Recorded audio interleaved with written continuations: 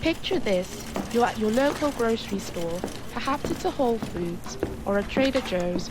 You're walking down an aisle and suddenly you spot a bag labeled ancient grain, sorghum. Immediately it piques your interest. It's sleek, minimal, and sits right next to the quinoa and chia seeds. And you think to yourself, oh, what's this? And why haven't I heard of it before? But it may just surprise you to learn that sorghum has been around for thousands of years. And while it's making a recent splash as a somewhat trendy superfood, sorghum is nothing new. It's been a lifeline crop originating in Africa for a millennia. And here's where the irony lies. Over in the United States, it's being rebranded as a premium gluten-free ancient grain, while in parts of Africa, it's unfortunately viewed as, and there's no way to sugarcoat this, poverty food. Now here's where the real mystery begins. How did this resilient grain become a symbol of struggle in Africa, yet a gluten-free darling in the West? Why is it only now being rediscovered by global markets? And how could Africa play a role in sorghum's renaissance? We're going to tell the story of sorghum, not just as a grain, but as a cultural symbol, a survivor, and now a rising star on the global stage. I'm Chisholm Enelamar. And I'm Chika Dunga. This is Plates Without Borders by African Food Changemakers. I grew up in Pretoria, but I live in Johannesburg now, which is an hour away from Pretoria. I also grew up in the rural areas of Limpopo with my grandmother, and KZN with my maternal grandmother also. So those two ladies are literally who drive me and who are my muses in my work. This is Chef Mokadi Itsweng. My name is Mokadi Itsweng. I'm a chef, a food activist, an author, and an indigenous food advocate. I work in Johannesburg, but I also work globally with the Chef's Manifesto, which is a group of chefs that advocates for sustainability in the food system. Chef Mokadi grew up in a farming family. Her background, particularly her life with her grandmother, planted the seeds for her eventual work in food sustainability and evangelizing South Africa's indigenous foods. My grandmother was a subsistence farmer from a very young age. She would take me out into the fields with her. Even when she did move from the rural areas to the city, she still kept that. In the city, she would grow stuff and she would sell it to other families who don't grow their own food. And she would grow all these indigenous crops. Growing up in that space actually has made me the conscious chef that I am today. Chef Mokadi's journey continued. The pandemic served as a turning point for her. It prompted her to investigate the cracks in our food systems and to reconnect with indigenous crops like sorghum. The pandemic revealed the cracks in the system. Supermarket shelves were empty and prices skyrocketed. This was an eye-opener for Chef Mokadi and an invitation to dig deeper and discover how we could build a more sustainable system. In 2020, I enrolled at the European Institute of Innovation and Sustainability, and I got to learn about the food systems. I actually became part of the Food System Summit in 2021.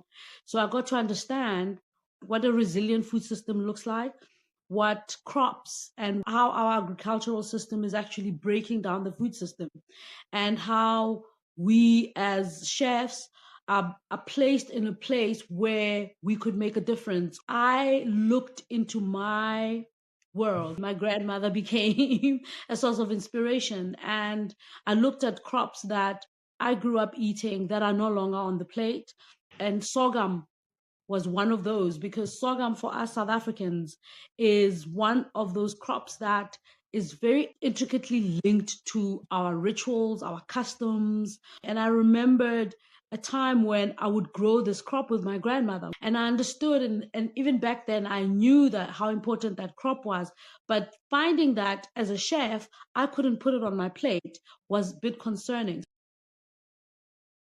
As Chef Mokadi dug deeper into the case of sorghum's disappearance, she flipped the pages backward and uncovered a history that revealed its absence was certainly no accident.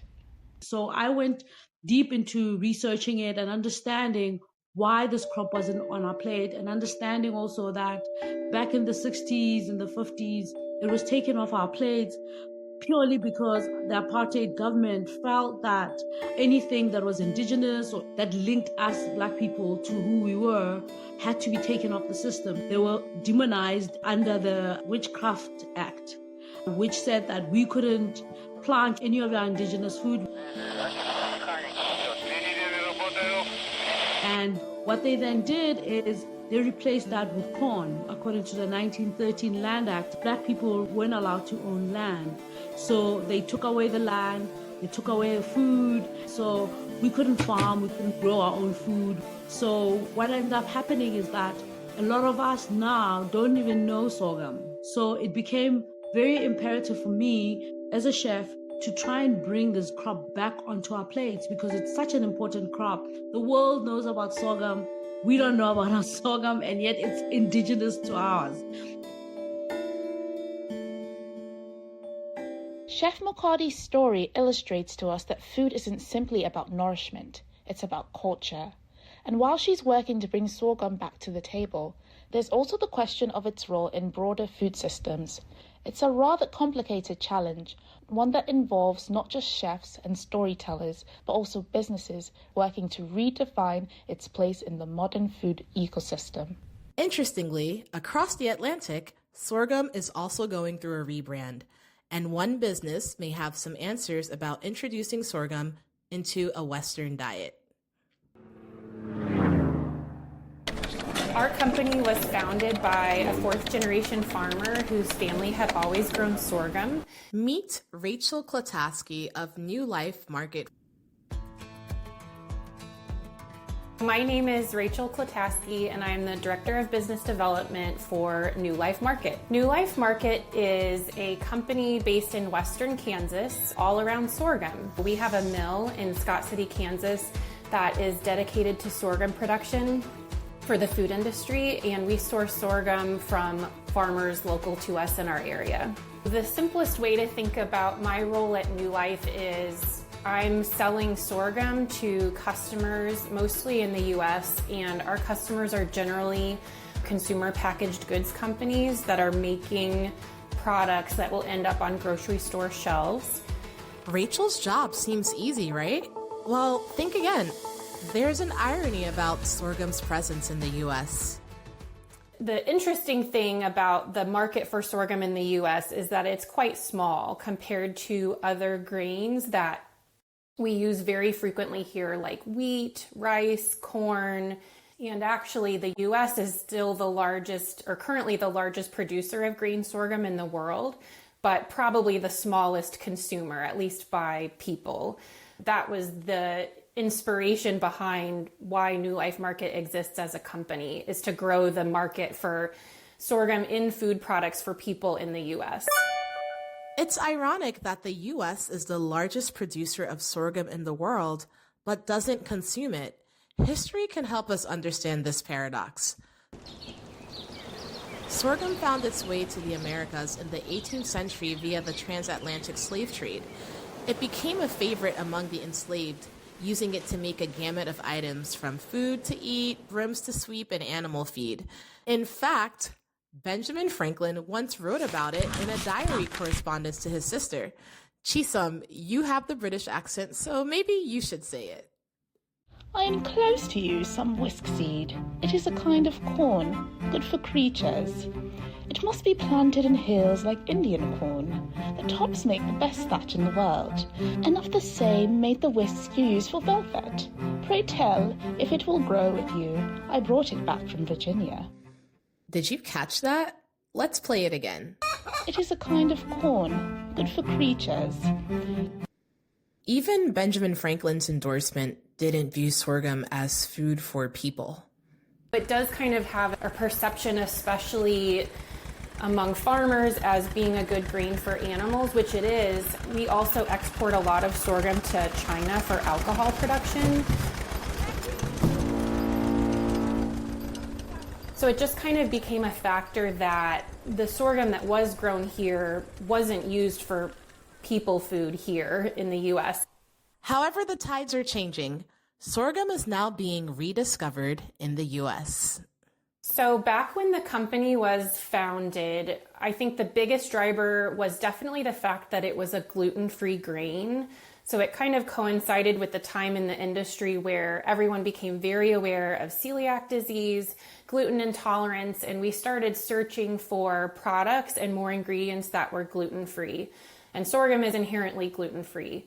It's also non-GMO. All sorghum is non-GMO. The industry made a decision not to genetically modify any sorghum varieties. And that's also kind of an important checkbox to a lot of food companies. I think another factor that influenced sorghum's growth here was the perception of an ancient grain. Chef Mokadi and Rachel are fighting on different fronts to spread the good news about sorghum. But they're only two people. For a movement to take off, scale is needed. Sorghum needs a greater force to expand its territory. Let's head to Nairobi, Kenya, the headquarters for the Eastern African Grain Council. They know a thing or two about promoting crops. The goal of the Eastern Africa Grain Council is to promote structured, efficient, inclusive, profitable and sustainable grain trade in the Eastern Africa. Meet Jacinta Mwao. My name is Jacinta Mwao. I work with the Eastern Africa Grain Council. The Eastern Africa Grain Council works in 10 countries: Kenya, Uganda, Tanzania, Rwanda, Burundi, South Sudan, Ethiopia, Malawi, and Zambia. I am the regional manager in charge of market information systems and communication. So sorghum happens to be one of the grains that we focus on to promote its production, its post-harvest management, as well as value addition for access to market. The Eastern African Grain Council works with 3 million farmers, facilitating strong ties across the value chain in an otherwise fractured market.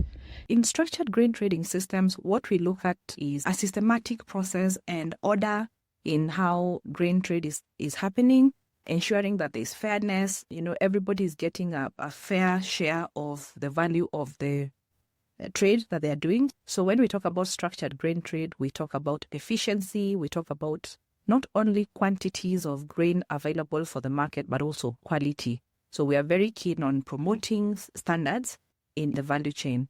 The Council has its pulse on consumer demands, empowering farmers to grow exactly what is needed at scale. We understand the demand market very well. We understand the volumes and the varieties and the kind of quality and quantity that the market is looking for.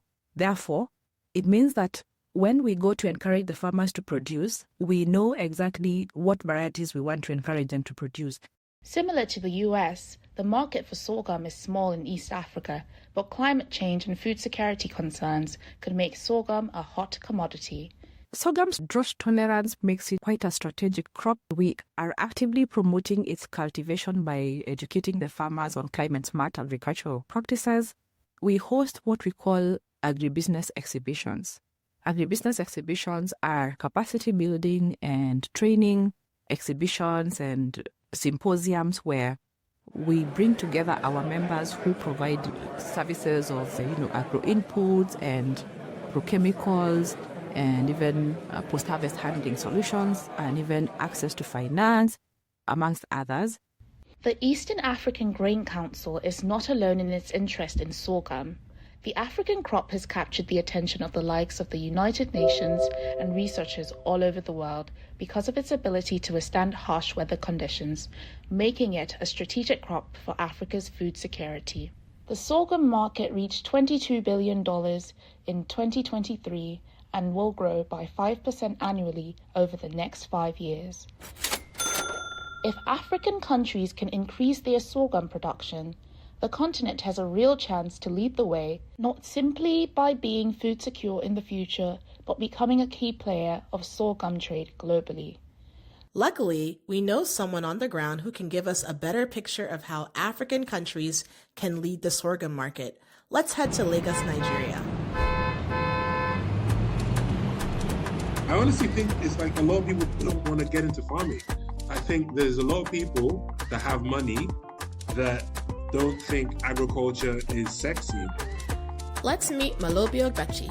My name is Malobi Ogbechi. I'm a Nigerian, but spent most of my life in the UK. I came up with a new company called Kadan Kadan, which basically specializes in sharing space in shipping containers so that small to medium-sized businesses can export their goods at affordable rates, helping people export stuff from Africa, things like sorghum, like fonio, and really solving that logistics problem. Malobi helps entrepreneurs ship their goods across the high seas. And from what he sees, pun intended, sorghum isn't in the mix. The reason why we haven't actually had that much demand from stuff like sorghum is because sorghum trade from Nigeria tends to be within Africa. So sorghum tends to be intra-Africa. And so what are Nigerians using sorghum for? I personally have never really been interested in sorghum until doing this project. I didn't even know that Milo, that chocolate drink with the green container, is made from sorghum. I had no idea. I was literally just about to say that. So like a lot of people, one of the most popular drinks that people think is more of a chocolate drink, most of it is made out of sorghum. In fact, the word Milo is another word for sorghum. A lot of it is also used in making beer and stuff. The demand for like actual just general human consumption of sorghum is not that high. The human consumption market for sorghum isn't high. We heard this pain point from Rachel as well. This poses a problem because markets are generally driven by consumer preferences, but we do know that the market is growing. And looking into the future of food, what role could Africa play with sorghum? Nigeria could be a contender, but there's still work to be done.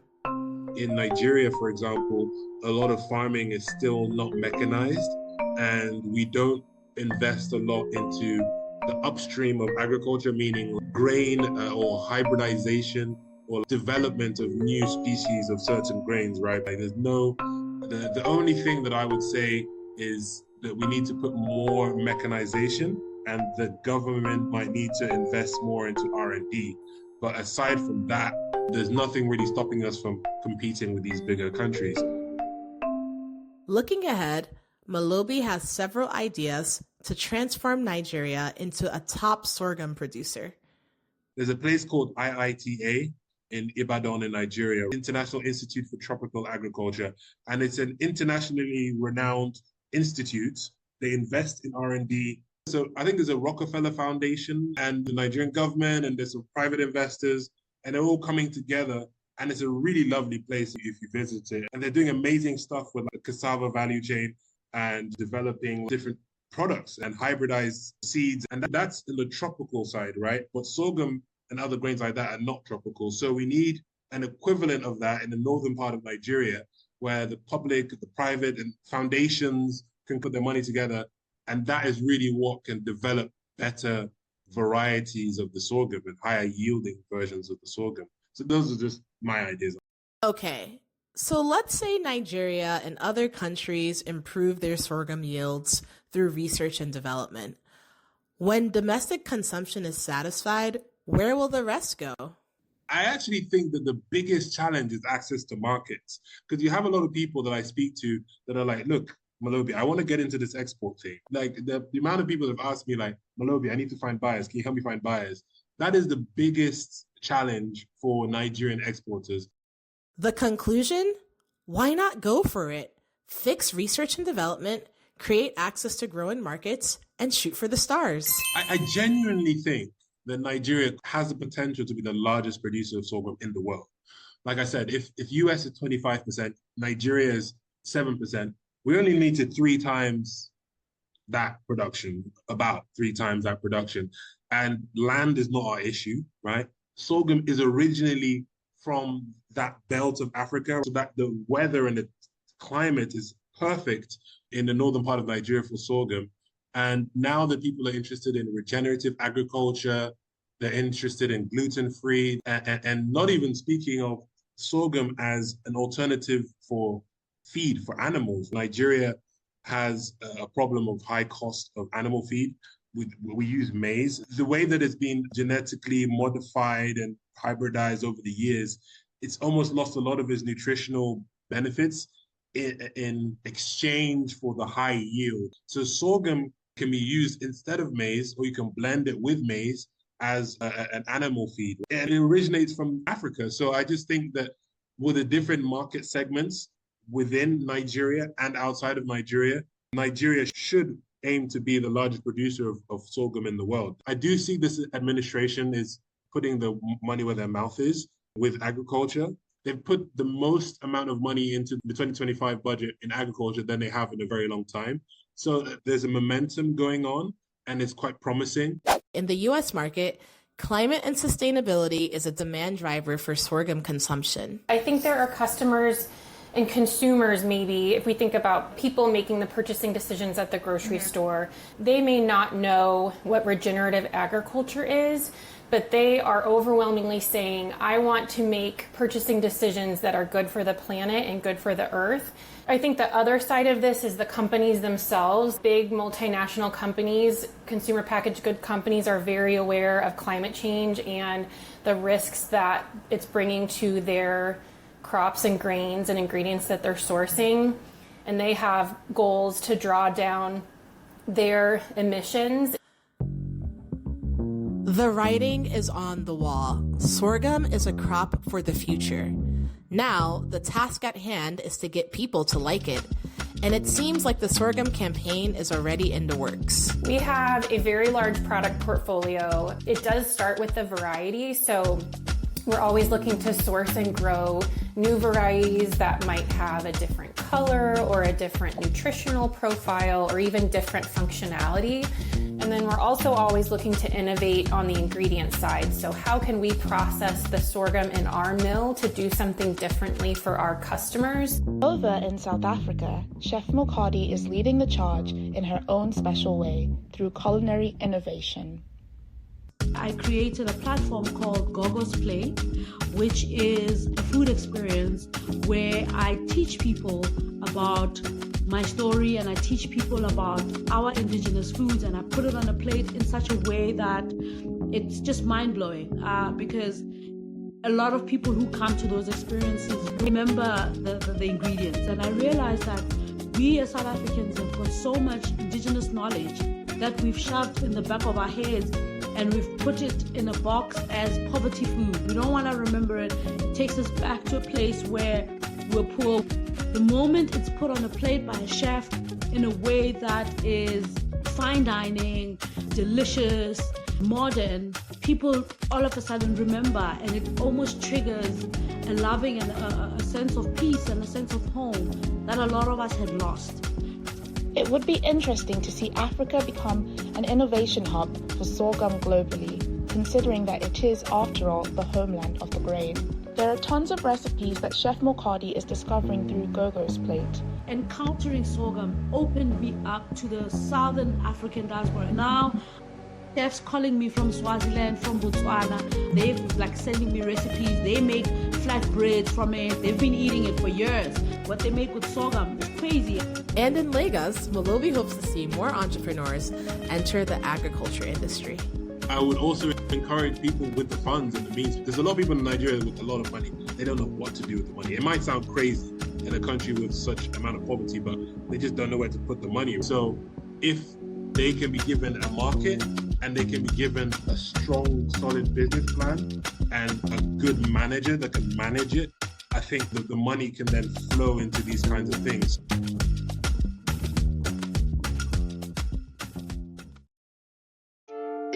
So I guess now you're probably wondering, where do we go from here? By now, we know sorghum is an ancient grain with origins in Africa. It is resilient, filled with nutrients, gluten-free, and climate smart, all the makings of a crop for the future. Also, it holds great magnitude, rooted in traditions across Africa. But as we just discussed, the sorghum movement needs to scale. Jacinta and the Eastern African Grain Council are contributing to this by building structured trade systems to ensure this grain reaches a wider market. And then there's Rachel and New Life, focused on making sorghum a staple ingredient in the Western food ecosystem. The crucial point lies in bringing it to the now. Sorghum simply isn't a relic buried within the pages of the past. It has to live in our kitchens and on our plates. As Western consumer preferences shift towards nutritionally dense grains, and Africa looks to solve its food security gaps, sorghum, like its fellow crop cassava, can be a main character in the future of food. And so, this grain transforms into a symbol of survival, tradition, and innovation all at once. Poverty food? Absolutely not. Sorghum is our future. Thank you for joining us on this episode of the Plates Without Borders podcast. Do us a favor and rate us on your favorite podcasting platform. This episode was produced, written, and edited by myself, Chika Dunga, and Chisam Anelala. Music selection and sound design also by myself, Chika Dunga. Mixing and mastering by Casey Ellis. We especially thank our guests, Chef Makadi Etzwing, founder of Gogo's Plate, Rachel Kalatsky of New Life Market, Jacinta Moal of the Eastern African Grain Council, and Malobi Ogbechi, founder of Kadan Kadan. This episode was sponsored by Afrexim, also known as the African Export and Import Bank. The Plates Without Borders podcast is a product of African Food Changemakers, a vibrant community of entrepreneurs transforming Africa's agri-food landscape. To learn more about this podcast and to learn more about African Food Changemakers, visit our website at www.afchub.org. Thanks for listening. See you next time. This is Plates Without Borders by African Food Changemakers.